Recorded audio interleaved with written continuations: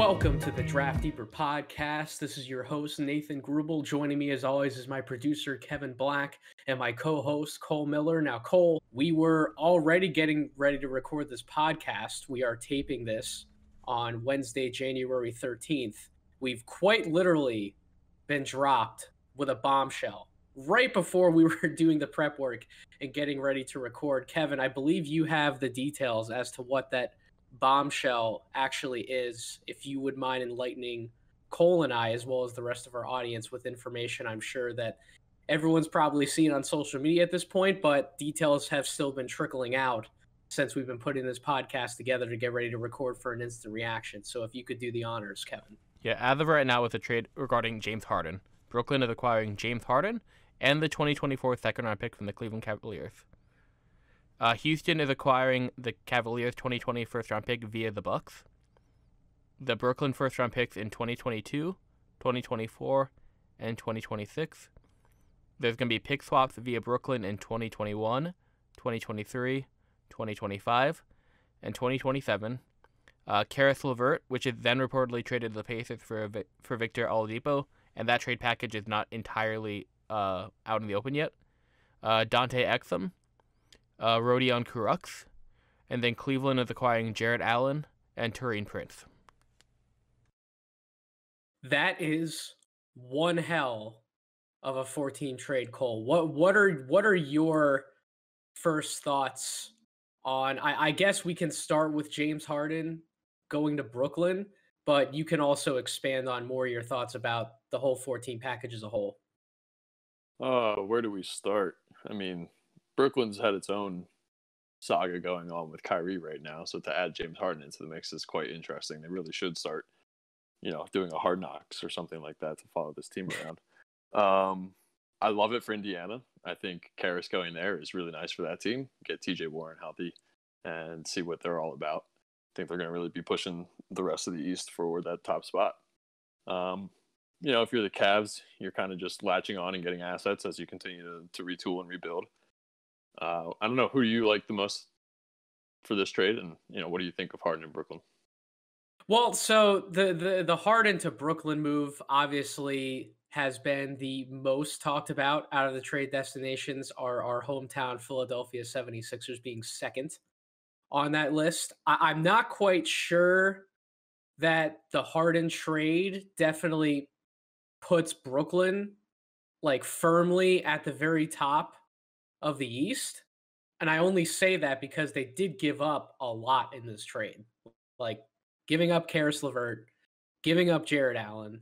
Those are two crucial pieces of depth that team was able to feature along with Kevin Durant and Kyrie Irving that they won't be able to rely on anymore, obviously going separate ways now. In turn, you bring in James Harden, but you're also losing other guys that can play behind those three. And we also have to remember that Spencer Dinwiddie is out for the season, so Brooklyn doesn't have him as kind of like a fourth guy either. So it's those three guys. You're hoping that DeAndre Jordan's going to be able to continue to play major minutes at a high enough level to justify giving up Jared Allen in that deal. And you're also likely looking at Timothé Luwawu-Cabarrot maintaining his consistency that he's shown over the last few games, being an athletic threat on defense, shooting the ball from deep.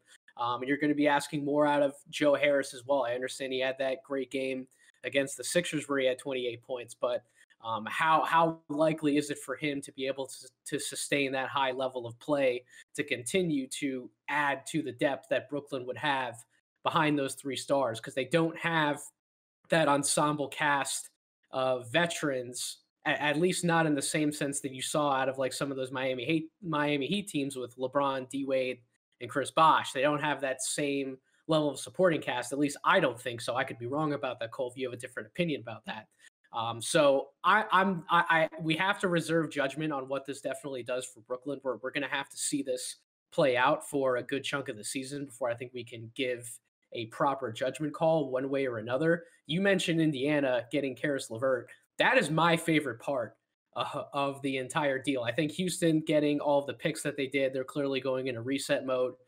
Getting Oladipo back is nice, at least for this season. It allows John Wall and DeMarcus Cousins to still kind of compete for something and not just be involved in these tank fest games So that's really nice for them, and something that those two, quite frankly, deserved with everything they've gone through, and their personal lives as far as coming back from injury, wanting to compete for something this year, being healthy, finally getting a chance to play with each other since they did at Kentucky. It's a really nice gesture for them.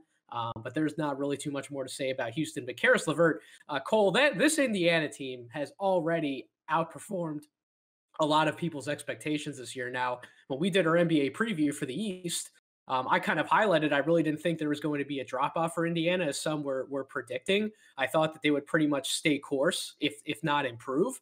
Well, they are going to. They already have improved, at least in terms of their record point, where they were last season at this point compared to now, and they're just getting better. They're cashing in an asset in Victor Oladipo that it was pretty much being thrown around for a while now that Victor didn't really want to be there anymore. He was going to certainly explore his options on the free agent market after the season. Indiana kind of knew that. He wasn't necessarily gelling the way he should have been with the team. So you're essentially upgrading that asset into Karis LeVert, who slots into that starting lineup really nicely. Now you have a lineup with Brogdon, LeVert, Warren, as you mentioned, when he's back and fully healthy, Sabonis and Turner. That is a team to be reckoned with in the Eastern Conference. And I'm honestly thinking about, I know Philly has had a great start to the season, but Cole, is Indiana now like the second best team in the Eastern Conference, or like right on par possibly with like Brooklyn and Boston? Yeah, I think they definitely are competing for that top spot in the conference with this addition. I was on the flip side of our discussion about the Pacers in our preseason podcast. I thought they would kind of go backwards a little bit. The coaching change seems to have worked for them. They're playing through Sabonis more, which has kind of defined everybody, and everybody else, I mean, Miles Turner role. So him and Turner are finally coexisting, which is great for them. I think credit to Indiana for not letting the Oladipo situation get to the Harden situation. That's kind of why I thought they would take a step back. I thought that would kind of take on a mini Harden type saga and kind of hurt that team. But it hasn't. And now they've cashed in on Oladipo, like you said, for a player that seems to fit better culturally and from a play style standpoint. So I think, I don't know, if I'm Victor Oladipo, I'm kind of kicking myself. I just got traded off the top 4 team in the East for a guy who's taking my role like pretty much immediately, who the team probably likes better already. So like, yeah, you got your wish, but it has to be seen as a slap in the face to some extent too, if you're Victor Oladipo. But what do I know? But yeah, I think they definitely push Boston, especially with Kemba's health situation currently. And I don't see them, they already give the Sixers fits. So I definitely see them, contending in the Eastern Conference. I think the last thing that we can really pull apart from this trade before we start getting into the main point of what this podcast was going to be, which is going through the 6 through 10s on our big boards for the 2021 NBA draft, is Andre Drummond is likely going to be a target now, more than he probably was going to be because of Jared Allen going to Cleveland. So does the long rumored Andre Drummond to the Boston Celtics trade happen, which that would really make things interesting in the Eastern Conference? What are some of your thoughts on that, Cole? Yeah, Drummond is definitely a game changer for the right team. And so, I mean, if he goes to Boston and they get Kemba back, I think you have to put Boston back on top, especially with the way Brown and Tatum continue to play right now. Yeah, Brown and Tatum to me. I understand what Kawhi and Paul George have done for the Clippers. They're up there, but I think just in terms of where we're at across this first stretch of games, to me, at least, I think Jason Tatum and Jaylen Brown have probably been the best wing tandem to my personal opinion in the NBA so far. Kawhi and PG will probably overtake that throne by season's end and still have a grip on it, but that's at least to my personal ranking. I think they have been so spectacular, especially Jaylen Brown. I've always been a big Jaylen Brown guy. Ever since he was coming out of Cal, I thought there was a lot of potential there for him to be a secondary creator, a ball handler, a potential playmaker for others. That was something that he really didn't get a full chance to showcase at Cal, but when he was coming into the draft, you heard some people talk about behind the scenes, at least when I was talking to some other scouts at the time, that some of the things he was doing in practices, like he was literally taking over those lineups as a point guard. So when you have somebody that intelligent, that athletic, that prone to scoring the basketball, as well as being able to live unselfishly and make plays for others, that's a full package at his size at the wing spot. So he's finally really living up to some of that billing as the number 3 pick. Obviously, we know how good Tatum is. So if they got Drummond, holy cow! Like I can't even imagine some of the damage they would do. Yeah, and Tatum and Brown are both available all the time. Like they play games. Kawhi and Paul at this point, they're not. When they do play and they want to play, they're balling hard. But Tatum and Brown are at it every night right now. They're just at that point in their career. So I can back you up on that.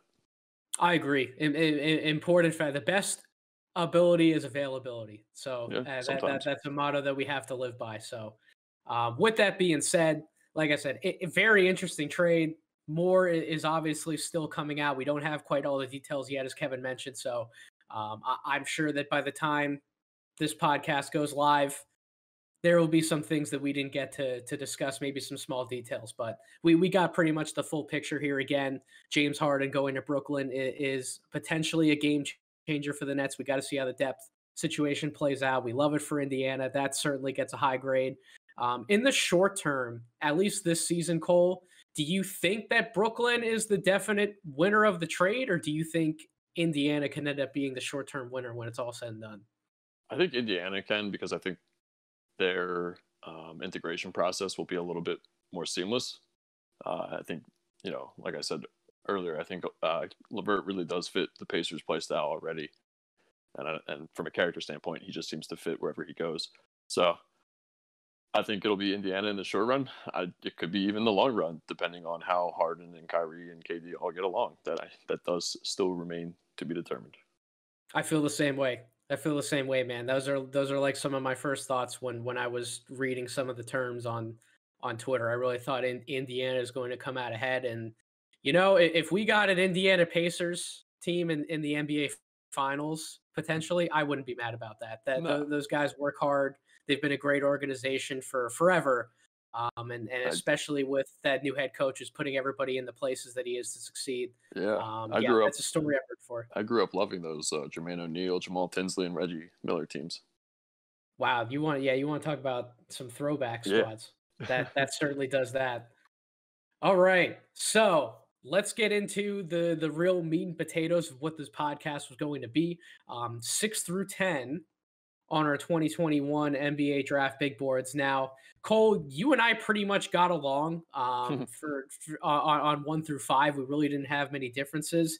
I kind of figured at some point, whether it was going to be the 6 through 10 section or when we got to the third pod in the series, 11 through 15, at some point we were really going to deviate. So our that time has come sooner rather than later, and I'm pretty excited to get into some of the guys on this list. So starting at number 6, Cole, you have Moses Moody as your 6th best prospect. I have Jalen Johnson, number 6 on my board.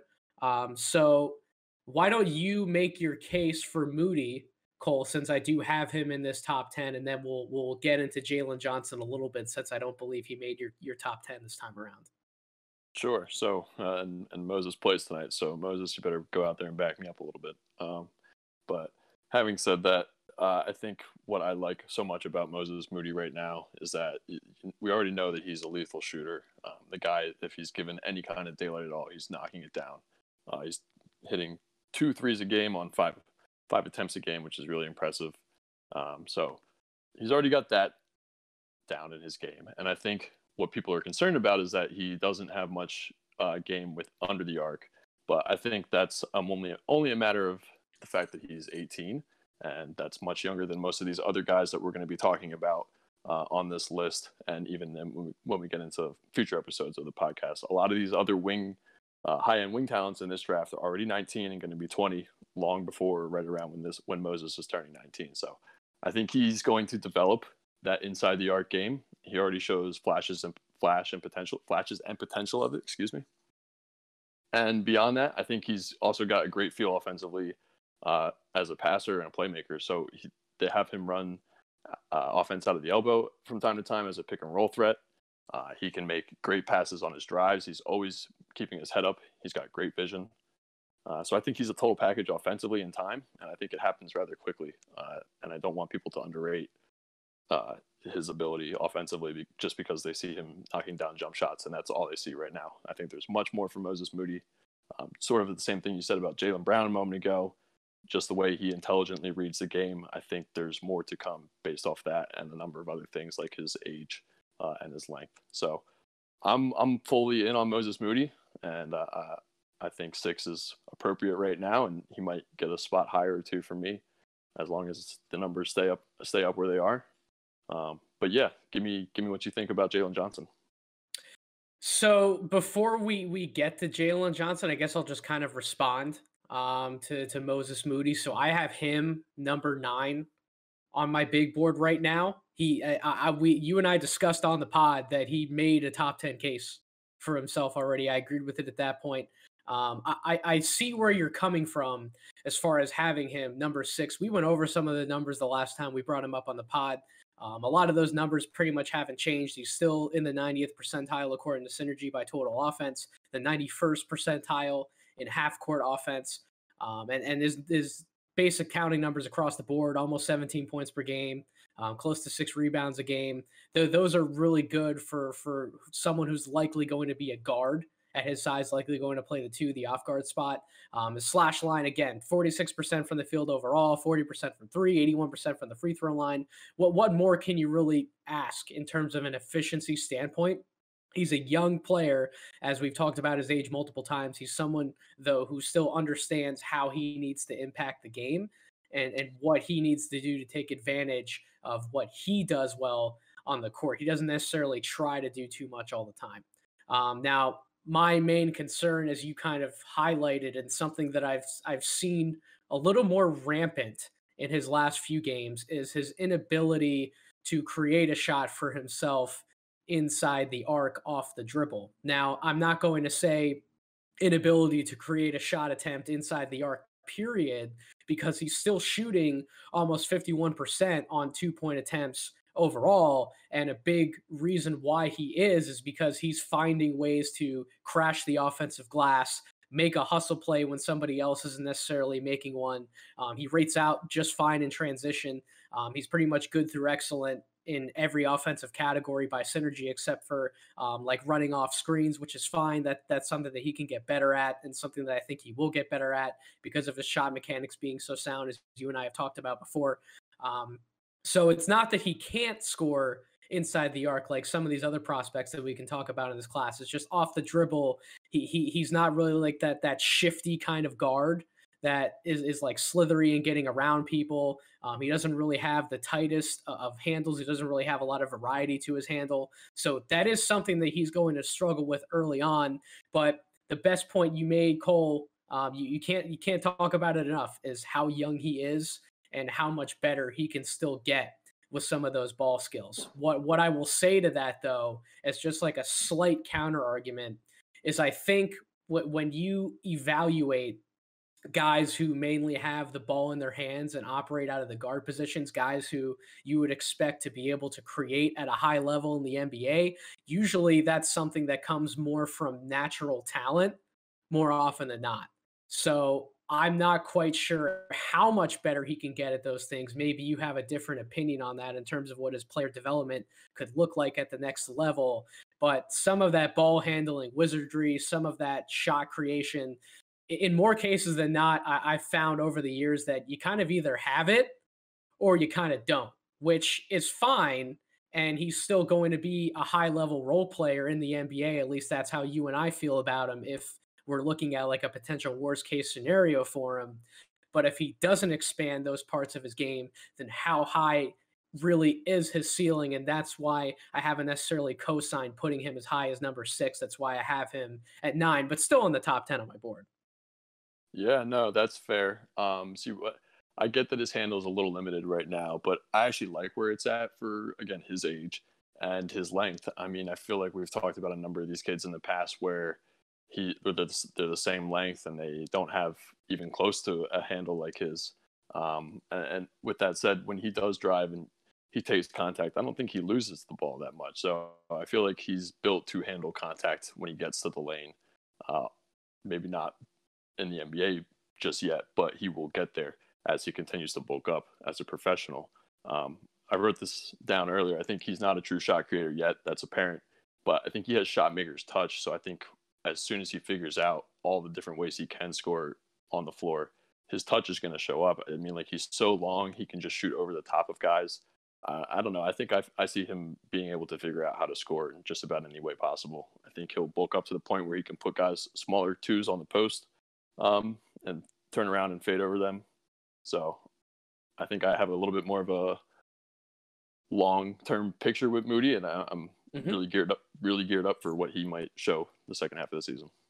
Which is fine, and it's perfectly reasonable to have more of a long-term take on these prospects, because that's exactly how you should evaluate somebody, right? Like, you can't just evaluate a prospect thinking what they're going to do in their first season, and if their first season isn't going to look picture perfect as to what you think it should look like, that doesn't mean you necessarily give them a lower grade. Some guys just take more time in terms of seasoning, and that's just the way that it is. But if the prospect can offer as much of a base floor as somebody like Moody can, then it absolutely justifies having a higher grade on him. And that's why I'm not going to completely disagree with where you have him. If he starts showing a little more flashes of what he can do with the ball in his hands in the second half of the season, that can absolutely change and move up my evaluation overall. I just haven't seen maybe as much in that aspect as you have, Cole, and that's perfectly fine. This is Big Board 1.0.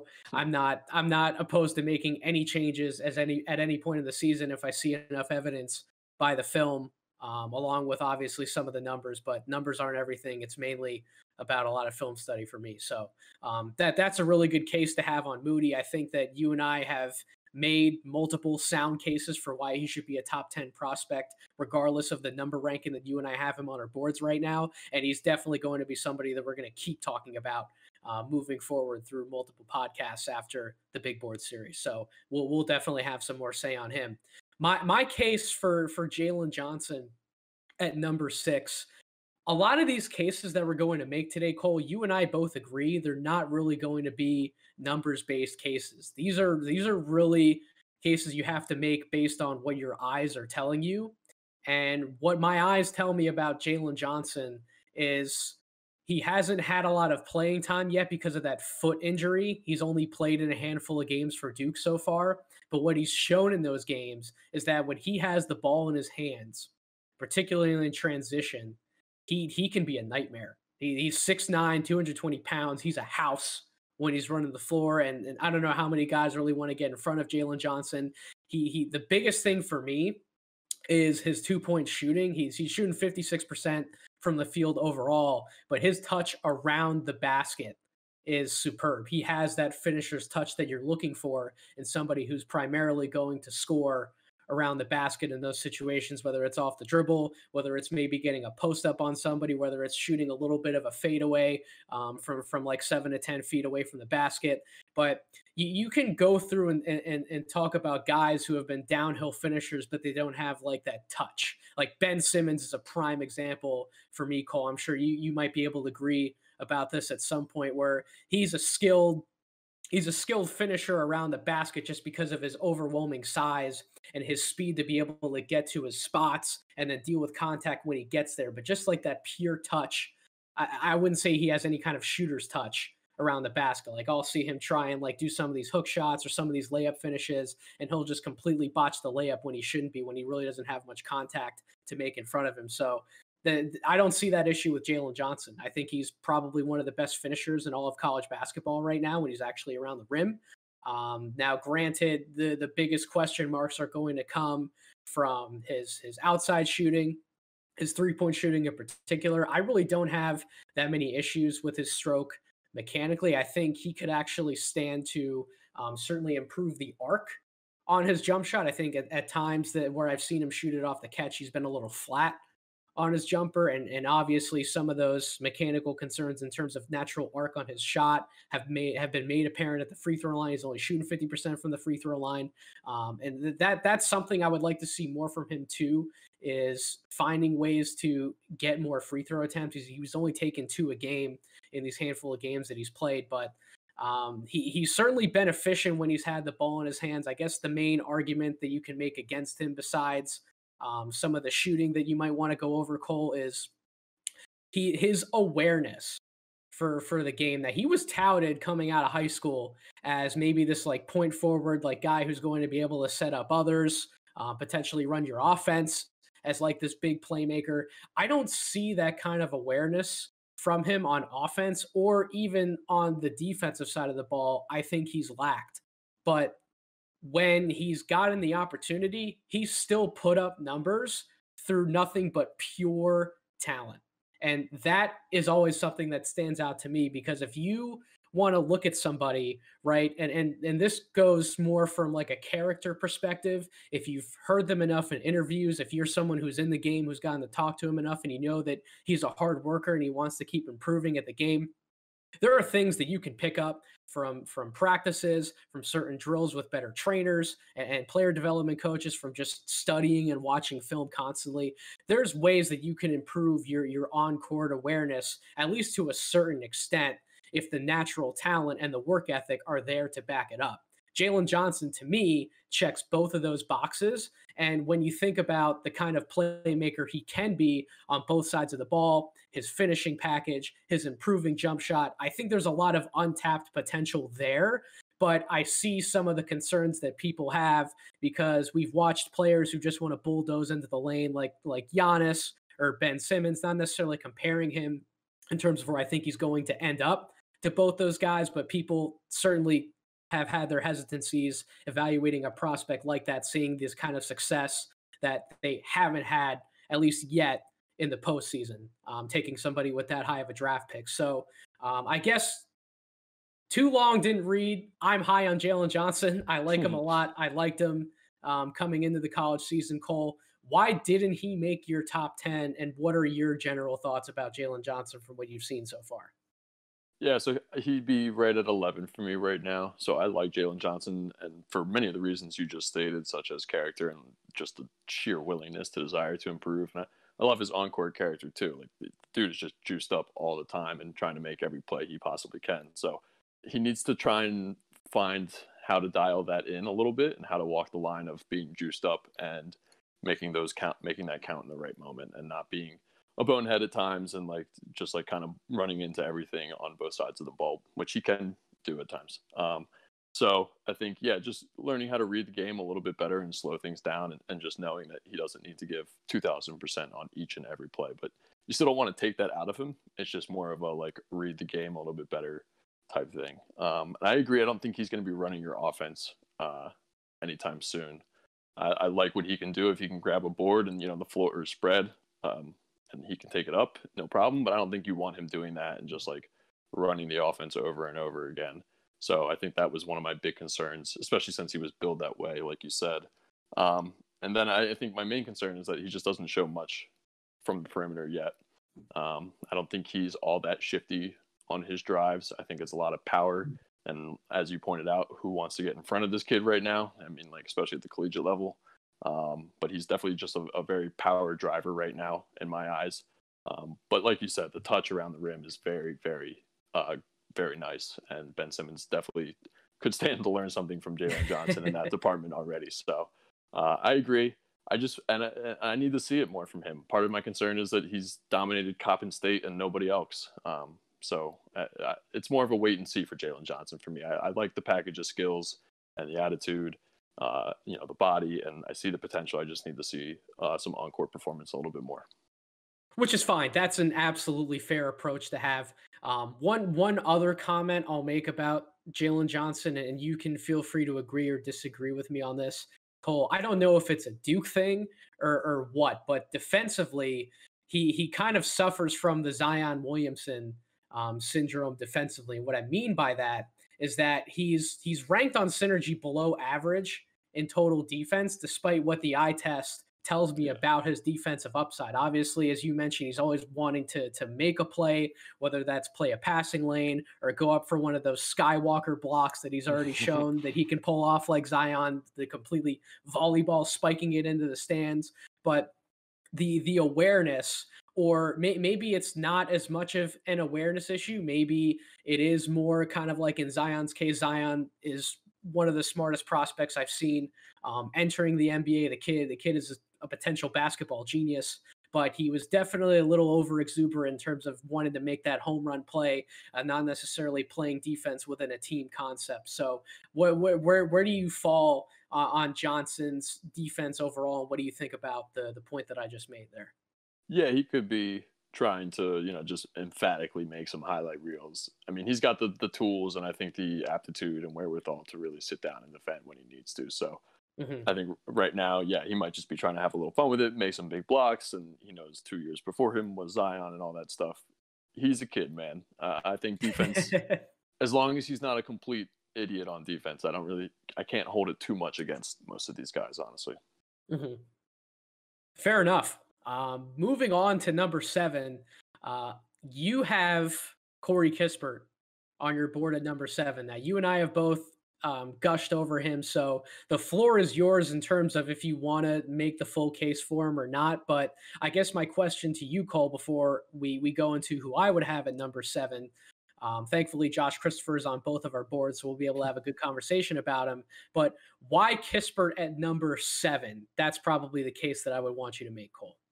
Right. So, yeah, Kispert at 7 is tough. I even have to stop myself for a second. But I think right now for me, it's not based on individual overall potential talent in the sense that Corey Kispert, is not going to take over a game in every which way possible like some of these other kids have the potential to do.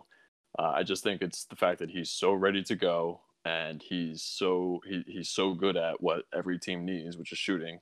Um, you know, 28 of 30 teams are probably see Corey Kispert as an upgrade as their shooting guard. So I don't see how teams would want to pass something like that up at this point, given how the NBA is played and given that the season is going to be a little funky. We might even see some weird teams in the lottery that shouldn't be there, and they're going to be like, yeah, we need a guy that spaces the floor like tomorrow. And Hmm. we might see Corey Kispert get picked, but this isn't a mock draft. This is more about an evaluation. Again, I just think he's that much of a lethal shooter and floor spacer, and he's shown some improvement with the ball in his hands so far this year. That maybe there's a little bit more. He's an appropriately aged senior. He's 22 in March, so I think I definitely don't think the cement is dry on him in terms of both body improvement and game improvement.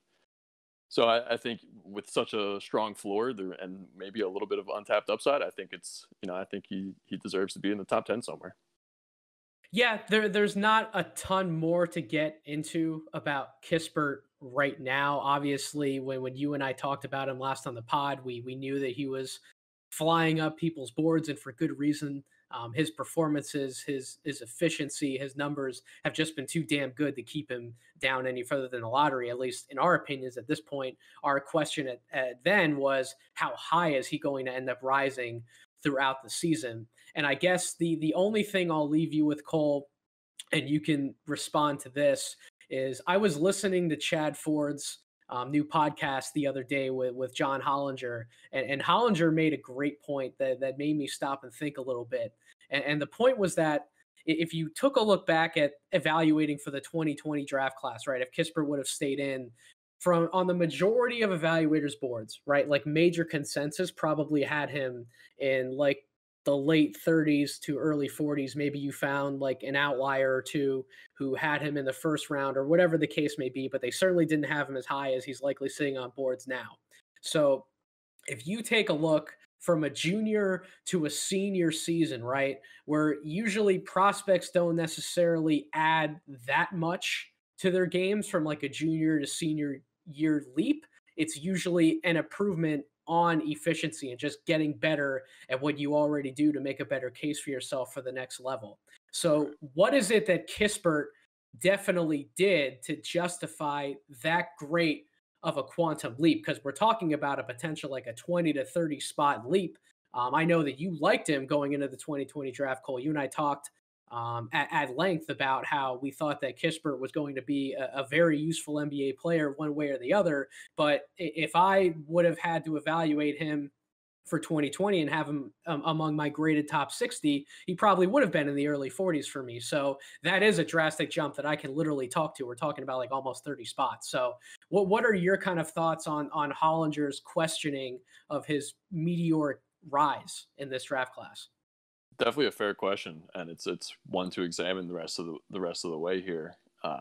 has he added enough to his game to really warrant the rise that people are seeing and saying? I think so. I think his range has extended without sacrificing accuracy. He's playing 4 less minutes a game and he's scoring 8 more points a game. That's kind of crazy.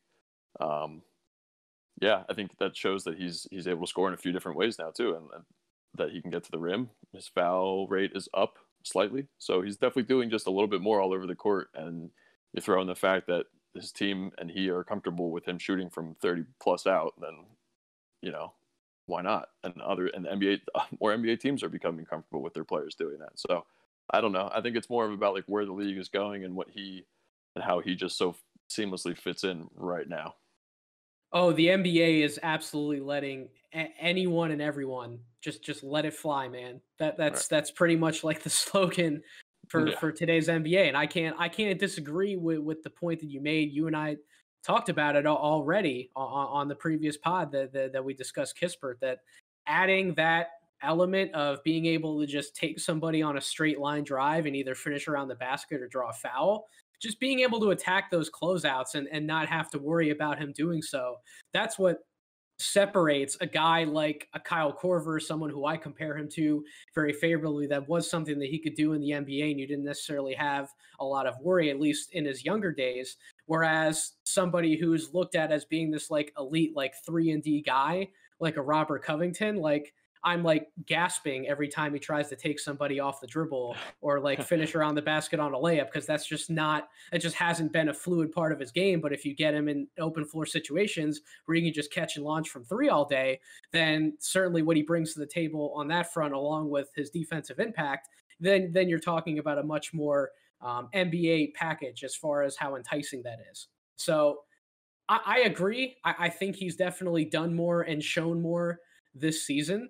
But that is going to be a question that I want to monitor as this season continues, as our evaluation process will wind down in the coming months from now, and see if we can answer that question justifiably so.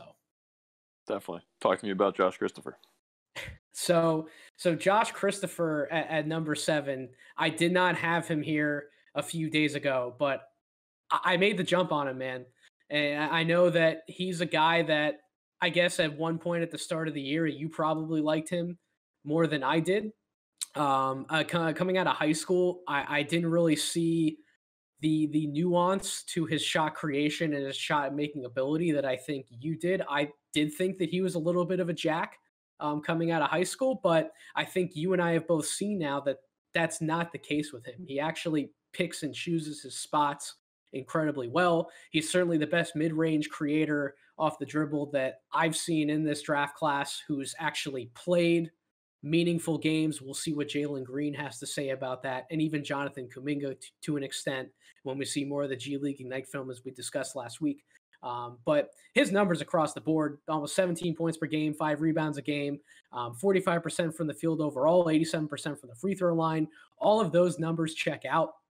And he's shooting almost 55% on 2-point shots. So pretty much anything inside the arc, he's converting at a high clip, and he's taking and being involved in a lot of offense for that Arizona State team, especially in recent weeks with Remy Martin not available to play. So he's had to burden a lot of responsibility as a freshman, and he's done so pretty effectively. And one number that I really like that stands out to make a case for his ability to handle a high volume of offense is he's only averaging just under 2 turnovers a game.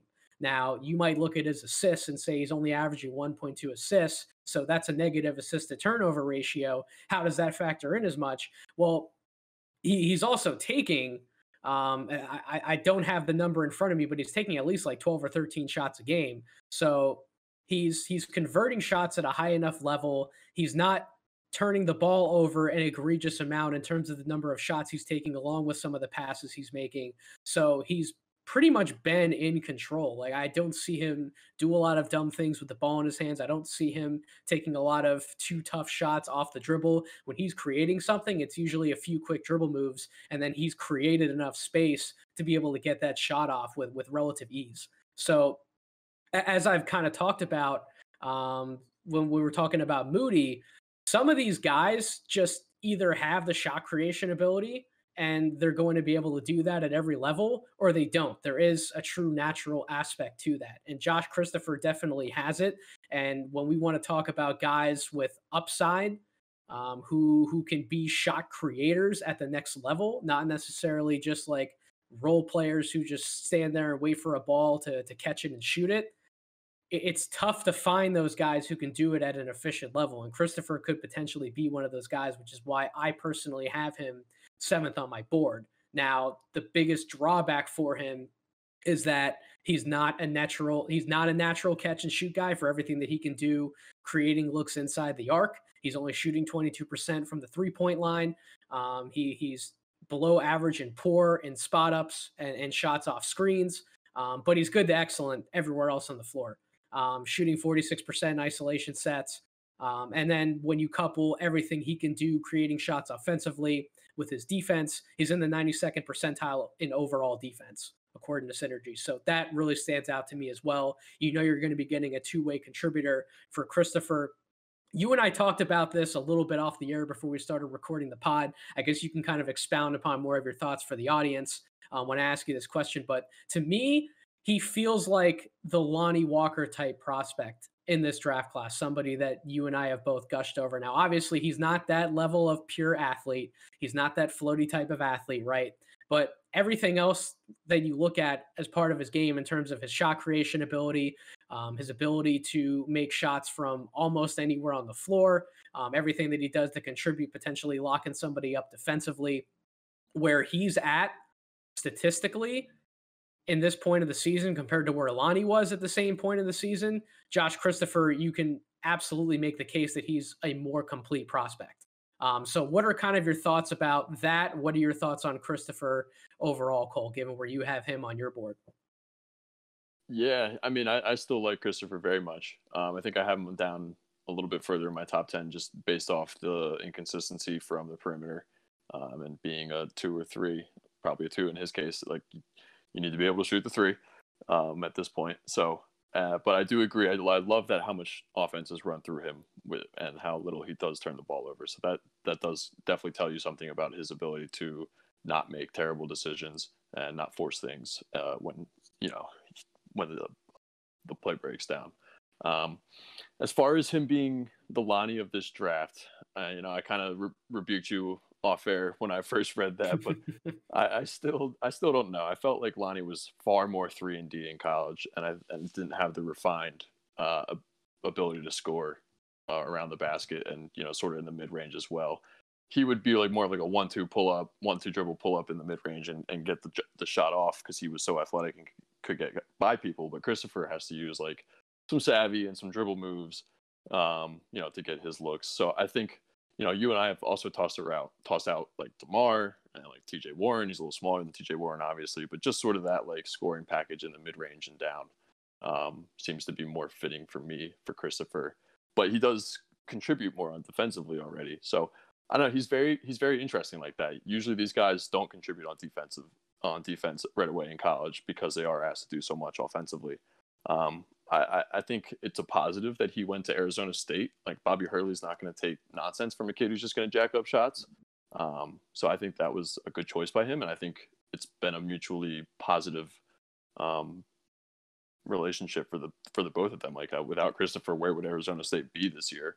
And Bobby Hurley's probably taught him, how to rein it in just a little bit from his high school days. So I think it's been good. I think Christopher will continue on that track as well, as long as the right organization takes him. Yeah, and he's certainly somebody that you and I agree on as being a top 10 grade. You don't really see that a lot of other places. That's not the kind of buzz I'm getting on Christopher. If anybody has Christopher as a lottery grade, it's been like late lottery, at least from what I've seen to this point. So he's definitely somebody that deserves a little more praise and a little more buzz as a top 10 guy, because I think by season's end, I don't think we're going to be in the minority on that. I think we're probably going to be in more of the overwhelming consensus as people get more games of his under their belt as the season continues. If he gets to potentially make an impact in March Madness, I know that you and I aren't big March Madness evaluators when it comes to the draft, but among the general public and among some other scouts out there, that is a major exposure time where people get access to a wider range of prospects on bigger stages. So it does matter for the people who are driving a lot of the hype trains and maybe getting these guys into higher spots and having some of these general managers and executives reconsider where they sit on some of these guys. So I think he is somebody who's going to climb. You and I already pretty much have him as a top 10 grade. I think for me, I might consider him a lock, top 10 at this point. I can't really see myself moving him outside of the top 10 at this point, just given some of the disappointments, we'll say in quotes, that we've had from some of the prospects in this draft class, which I'm sure we'll get into. One of them's definitely coming up, but I'm sure we'll get into some of those other Kentucky guys. Hint, hint, on podcasts moving forward. So moving on to number 8, you and I both have Scotty Barnes at number 8. Certainly an intrigue. Yeah, we agree on something, right? Interesting 6'9", 227-pound forward prospect. Talk to me, Cole, because I kind of talked about him on a previous pod that you weren't on, and I made a case for him a little bit. Talk to me about your thoughts on Scotty Barnes and specifically why you have him on number 8.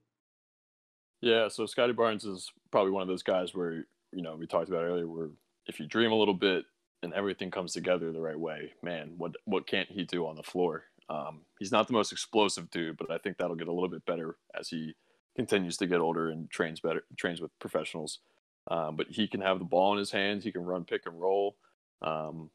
He doesn't have a go-to offensive move, but if he finds space and feels comfortable rising up, he will, and he doesn't look terrible doing it, at least in the mid-range. I don't know. There's a lot to like. He's got great vision offensively. I mean, again, he runs the pick and roll, both as a shot creator for himself, getting to the rim and looking for others. He's kind of got an old school vibe to him as well, but he still fits today's current NBA. I think just the way he kind of battles on the glass, he's great at holding guys off and still getting a hand on it to tip it to himself. I've seen him do that a couple times. So there's definitely some old school to him a little bit, but it still fits. He's really interesting blend of skills at the 6'9" position. What do you think he needs to do the rest of the season to solidify his position in the top 10?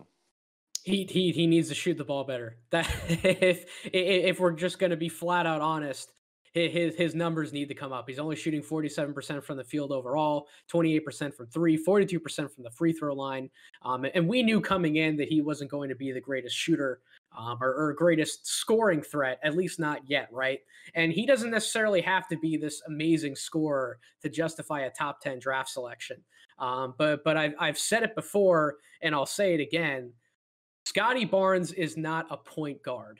I feel like, I won't say everybody, but the majority of consensus that you see on social media or just hearing TV personalities talk about this kid, they want to see him have the ball in his hands quite literally as much as possible. Not even just getting the ball in a half court set and then making a play from there in the mold of a Draymond Green or something like that. I think Draymond Green needs to be the ceiling that Scotty Barnes shoots for. Like Draymond isn't a point guard. You can label him as a point forward, but he isn't constantly bringing the ball up the floor every single possession like they want to have Barnes do. Draymond absolutely thrives more in the pick and roll, than I've seen Barnes.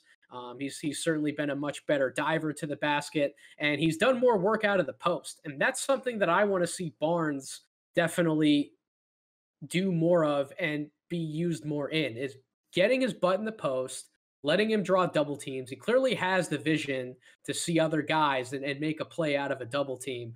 And when you don't have him working more out of the post or just using him better inside in general, you're losing out on his physical advantage that he has over a lot of these guys. And you might look at him and be like, well, if he's this physical presence that isn't being tapped into enough, why isn't he rebounding the ball more? He's only averaging close to 4 rebounds a game. Well, that's because he's away from the basket all the time. He's always trying to do something from the perimeter. He's not leveraging his size to his advantage. And I think that's a total misuse of what he really should look to do. I think if he was more of an inside the arc player, that necessarily bring the ball up all the time, just stand around on the perimeter, try and only focus on his passing ability and his vision.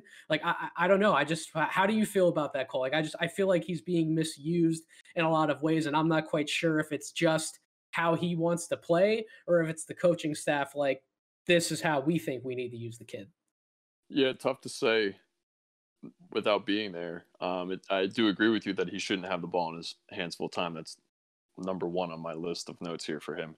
But he is capable of running sets through the pick and roll. So Hmm. that's I think that's very intriguing for a forward. But I totally want to echo that he is not a point guard. Does not move like one, and he does not score like one. So yeah, he's gonna have to figure out his offense for sure, and I think it does come from being closer to the basket. One of the other things I wrote about him was like just take what the defense gives you. Hmm. Find the soft spots, let your size and length work for you, and go score the ball that way. So I think that's how he needs to immerse himself in the NBA offense. Let his other skills play off his teammates because he can be a glue guy for sure at the next level, almost immediately, in my opinion, based off all the things he can do. He's fine as a spot up shooter. I know his shooting in general isn't great, but I think I saw he's like over 1.2 points per possession on spot up. So that's telling that he's fine with his feet set, at least for me. Um, no, I agree. I think Florida State might be misusing him a little bit and trying to Patrick Williams him a little or something, but I'm not sure entirely. What one thing I will say about his offense, we could talk about how potentially inefficient he is. He's still almost around a 20 player efficiency rating. He's certainly when you talk about possessions plus assists in synergy, so that's factoring in the possession rankings that we could go through, plus his numbers when he's actually passing and getting the ball to a scorer. He ranks in the 81st percentile. So we can talk about his vision. We can talk about the types of play types that he's capable of being involved in at this point in his career. It's all impressive. There's no doubt that he's a playmaker. He can pass the ball. He just should be doing it more inside the arc than he is outside the arc. You and I are in agreement on there. What do you think about his defensive package? Because he only rates out in the 48th percentile in total defense. He's rates out very good in isolation sets, which makes sense because the guy is massive. He's long. He can certainly cause somebody problems from a one-on-one standpoint. But when you want to look at his team defense overall in some of those concepts, he does look a little lost at times, and that to me is one of the other big things that's holding him back from being even further up my board. Like I'm pretty confident that he's going to remain a top 10 guy for me. But you asked right off the bat, what do I want to see from him to keep him in the top 10? We talked about his shooting numbers and his efficiency, but also defensively. I think he needs to be a more active presence, not just on the ball, but also off the ball. And maybe some of that still comes from being so perimeter oriented that even on the defensive end, he's not looking to play around the basket or help in those situations nearly as much as he should. Yeah, and I'll have to lock in on his team defense next time I get a chance to watch Florida State. I will say that I don't think Florida State has had the rim protection they've had in years past, and I might be mistaken there with this year, but it could be a matter of fact they just don't have a good quarterback back there, and he's not that type of guy on defense to begin with. It could be any number of things with team defense, but I have seen him be lost on occasion too. So it's probably a conglomeration of aspects, but he does lock people up when when the guy in front of him has the ball and he doesn't let many people score on him. Yeah, he that's definitely true about them not having like that overwhelming quarterback on the defense kind of protecting the rim. That's a very valid point and something that is important. So a lot of people don't realize that how important it is to be vocal on defense in terms of playing together, having that one guy who can see over everything to make those call outs and kind of guide people to where they need to be. That's one of the most important things young big men learn, especially playing in college before they get to the NBA, and something that definitely stunts their growth at the next level. So that could be a part of it too. I agree. Scotty Barnes to me is just my last point. I guess I'll kind of make on him is that he is this guy in the draft class, and we usually have at least one every year who we can say has a lot of skills, but it isn't necessarily a master of one. Like Hmm. he doesn't really have like that signature standout skill that pops and is like, okay, if I drop him in the NBA tomorrow, like that's what I'm gonna have him do, right? Like he doesn't really have that to me. I don't know if you feel differently on that point as we'll wrap up the Scotty Barnes talk. No, I'm in total agreement there. He definitely doesn't have his go-to move. I even think I said that off the top. He just and why I think he just has to score based off what the defense is willing to give him in the early going in his NBA career. He's just going to have to find soft spots, find his way to the basket, and convert that way and be available for spot ups. But Yeah, I don't think he has a single go-to move right now. If I had to pick one. Fair enough. Let's move on to number 9 on your big board. So you have James Booknight at number 9. As I mentioned earlier, I had Moses Moody. So we already talked about Moody. Let's get into Booknight.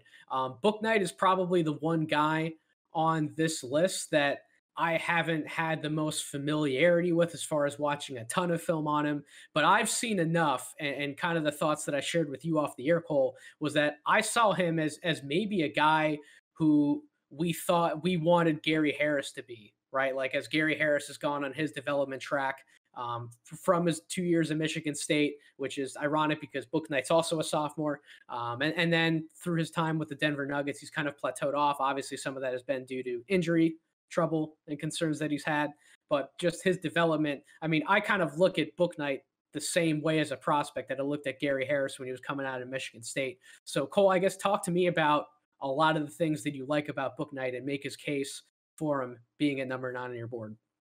Yeah, there's definitely some similarity there to Gary Harris. I think he's even more of an offensive firecracker potentially. This guy is a nightmare to keep track of off the ball, and he's not necessarily it's not from a shooting standpoint, but he's willing to move off the ball and cut off screens and get the ball in short spaces and then attack the rim with his quickness and his juice and his jump. So he's a nightmare to guard in my opinion. He's willing to pull up from anywhere on the court. It's probably the weakest part of his offensive game right now from an efficiency standpoint, but I don't think there's anything really wrong with the form, and he gets good lifts, so I think he's going to be able to pull up over just about anybody at a true 6'4", 6'5" at that too. Then you throw in his defense, where he's good on ball, he's active on team defense, and he does make some highlight reel blocks every now and then. So, yeah, I think he's a really nice, solid little guard, scoring guard. He definitely looks to score first. I've seen him pass up a number of open looks to teammates in transition and just in the half court set from time to time as well. And I'm just like, come on, man! Like you got to get your guys involved a little bit more. So that's probably my biggest knock on him is unwillingness to dish a little bit. But that said, I've seen it. I've seen his teammates not like hate him either. So they just had a pretty big win for their program the other day, and it was his worst game of the season, 6 points.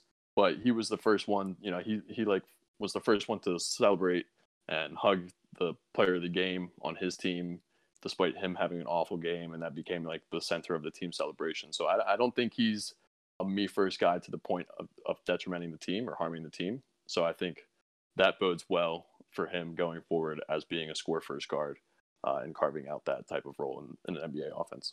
Yeah, and he's definitely going to be somebody I have more thoughts on as we go through the season. What I will say about him now is I'll speak to some of the character stuff that you just mentioned, but also when you're talking about off ball awareness, both on offense and defense, he's up there with anybody else you want to look at in the country in terms of his basketball IQ and how he processes the game, not just from an individual standpoint, where clearly he's motivated to show that he can make shots in isolation. He rates out very good in isolation sets, but also off the ball, he does the little things that he has to set himself up for easier looks than just trying to create by himself one-on-one all the time.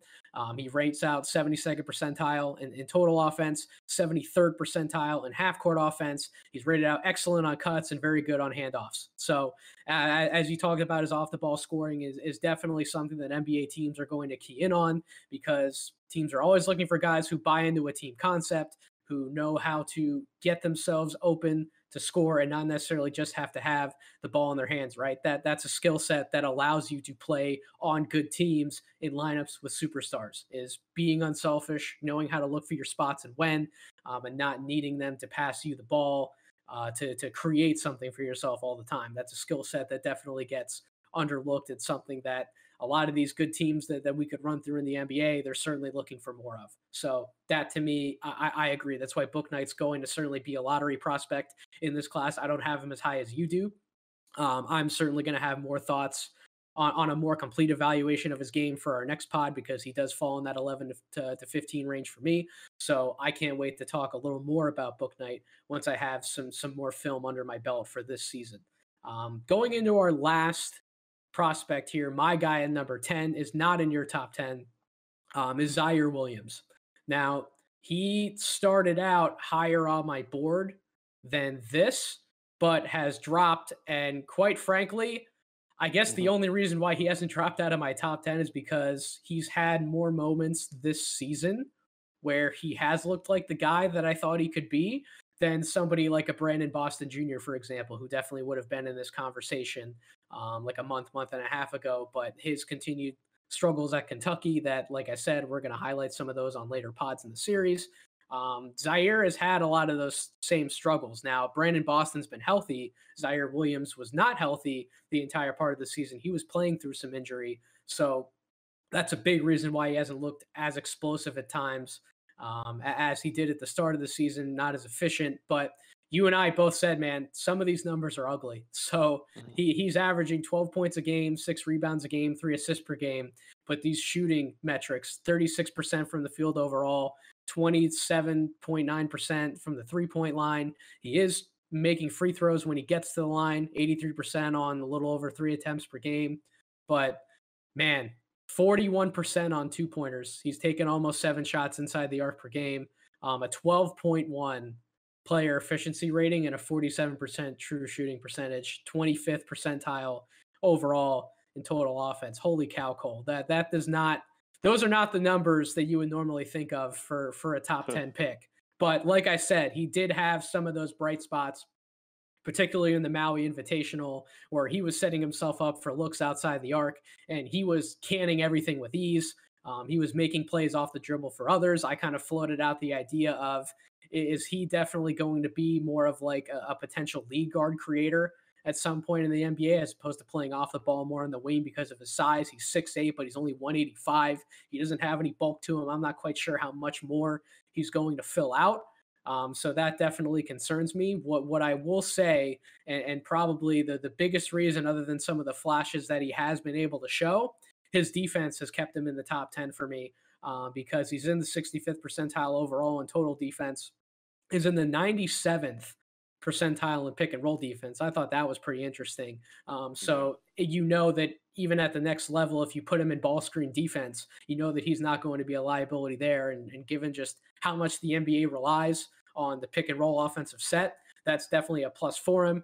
He's excellent defending jumpers in the mid range. He's not a train wreck around the basket, which surprises me, just given the fact that I just pretty much laid on him about his size.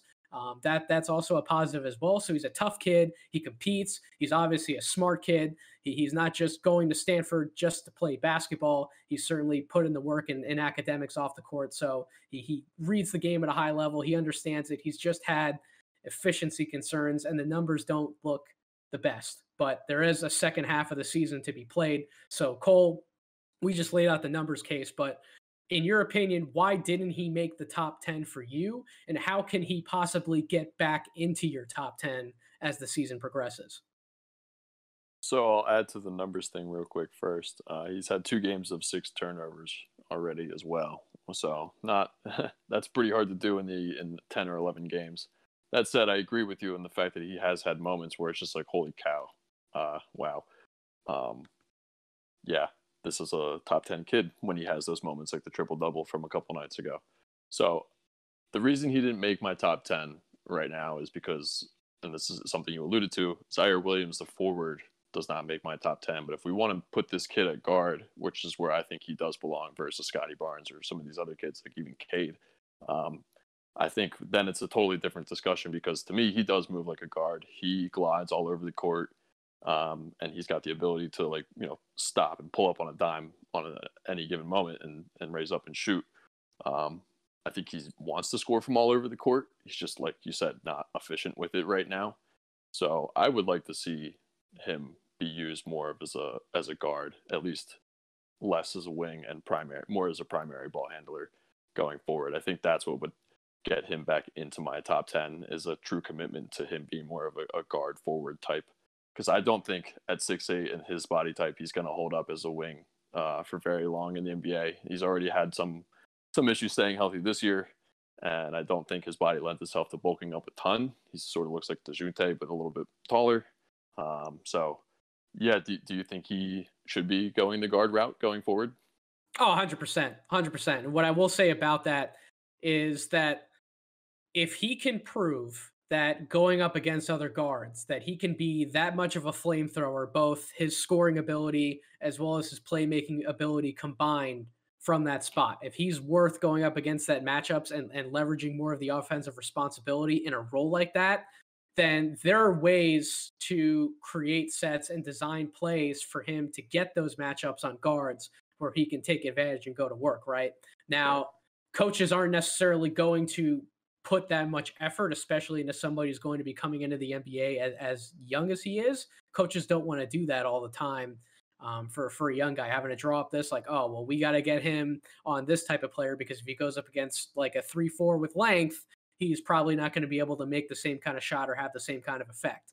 But if he can prove to be enough of a flamethrower going up against those guard matchups, then I can absolutely see him being incredibly effective in the NBA. And I agree that's where he needs to be full time because he's struggled against size at this level. That's probably not going to change. Sure, he can get stronger, but I'm not quite sure how that's going to change him going up against size in the NBA even more than what he's going up against now. So I completely agree about him being on the guard route. I think that's the route he needs to go full time. The question remains: will an NBA team actually value developing him at the guard spot, or is he going to drop down their boards as well because they all think that he's a wing and they don't really see a pure and a solid development path for him at like a 3 spot, for example. So I guess it's really it's gonna come down to how NBA teams evaluate him and what they see him being at. I think you and I are on the money with how we're seeing him and what he can do to still maintain or in your case earn a top 10 grade. So I think that pretty go ahead. No, I hope they see him as a guard because if he's a wing, like you really have to ask yourself, what does he do well as a wing to get him minutes on the court to in his rookie year? I don't think he does enough. It's more of a ball in the hands, like the way he play makes and sees the court and can grab the board and go. It's just like I would much prefer the ball in his hands, especially with his body type. Well, he has proven that he can be a deadly catch and shoot guy when he's locked in. So that's certainly a skill offensively. And I talked about the defensive numbers. He can do things on defense because of his length that will get him minutes as a rookie, despite what some of his offensive game looks like, right? Like if he can improve his efficiency enough on catch and shoot looks like the second half of the season and on, and that becomes a bigger part of the eval. When you combine that with some of the things he can do, even from day one in the NBA defensively, then he becomes more of an enticing package to be able to earn minutes on the court and continue developing the other parts of his game, regardless of where an NBA team sees him. But yeah, you hope they see him as a guard. I hope they see him as a guard. We've seen examples in the past where we've seen NBA teams miscast a position that a player should ultimately play at. And then you're talking about hindering that guy like years of development, right? And it takes teams and the prospect in turn longer to figure that out. If he's stuck at the wrong position for enough amount of time, then he has to switch positions and then you see something click. Well, usually even when he clicks, it's not nearly to the type of effect or potential ceiling that he had if he would have been pigeonholed somewhere else from day one. So I think our favorite example of this is Aaron Gordon. Aaron Gordon is our favorite example of this. I've thought for so long that he should be like a small. If you want to call him small ball center, sure. I don't really see Aaron Gordon as a small guy, but technically, I guess that's how more people would classify those lineups than not as like small ball lineups where he's playing center. That's kind of what I've always seen him as. Where that's a great question. What do you think his long-term position should have been, Cole? No, I mean I agree now where the NBA is. Maybe when he was drafted, I don't know if I would have seen that. But given now and like given that Vucevic does have a pretty good perimeter game these days, like yeah, they should be playing a little bit more in and out with those two as the 4 and the 5. Everybody wanted to cast him as like this Sean Marion type 3, and I never really saw that. So you and I are definitely in agreement. He's still so bad in ISO. Like he'll still try and bust a dribble move and pull up and airball completely, and it's just like oh. Yeah, the air ball and clank the shot off the backboard. We've certainly seen it at times, even in this Magic season, despite some of the early success they've had, for sure. Well, that pretty much wraps it up for this week. We got through a lot of guys, Cole. I'm excited still to see who we can talk about next week. For everybody out there listening, we certainly thank you for doing so. Make sure to follow us on social media. Follow the Twitter handle at Draft Deeper. Like our page on Facebook. Subscribe to our YouTube channel. The content's going to keep rolling out, and it's going to keep getting better and better. So I can't wait to dig into more of our big boards and move on to some other exciting series from there, like some rookie reactions at some point later this season. You and I are definitely going to have some fun with that, Cole. So thank you everyone for out there for listening again. I hope you all have a wonderful rest of your week.